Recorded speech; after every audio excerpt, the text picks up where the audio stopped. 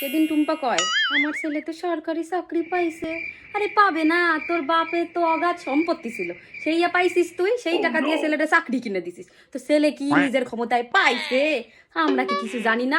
অঙ্কে পাই 0, এদিকে ইতিহাসে পাই 0। কি যে তোমার চল, সে কি আর আমরা জানি না? ওই চলের সরকারি চাকরি ওরা আমি জানি কেমন পাইছে। আমার ঠিক কথা কব, বুক ফুলাই যাবে। আজকে আবার সরকারদার বাড়িতে 51 ইঞ্চি বড় টিভি আইছে আর একটা ড্রেসিং টেবিল। শুনছি সরকারদার নাকি টেবিলের তলা দিয়ে টাকা আনে।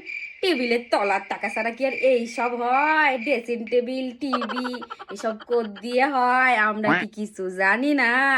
সব জানি। আগের দিন আনছে নাকি একটা ইনভিটার, ও কি কাজ করে বাপু আমি জানি না, আমার ওইসব ভালো টাকা লাগে না। আমার জীবনের একখানাই রুল, সেইটা হলো উচিত কথা কব আর বুক ফুলাই যাবো। মরণ।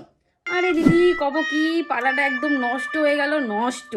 আর রোজ রোজ দেখি মন্ডলদার মাইয়াটা আজকে এই বাইক কালকে ওই বাইক, আজকে এই বাইক কালকে ওই বাইক। কইলে কয় চাকরি করি নাইট ডিউটি, মাইয়াদের এত নাইট ডিউটি কিসে? আমার এসব একদম ভালো লাগে না। আরে আমরা কি বোকা পাইছো? হ্যাঁ, ট্যাক্সি, ট্যাক্সি তো হয় গাড়ি, ট্যাক্সির আবার বাইক হয়? যা কবার তাই বিশ্বাস করবো? আমাদের কি কোনো বুদ্ধি নাই? আমার এসব ভালো টালো লাগে না। আমার কি, আমি উচিত কথা কব, বুক ফুলাই যাবো। মরো। ভিডিওটা ভালো লাগলে কইরা দেবেন সাবস্ক্রাইব।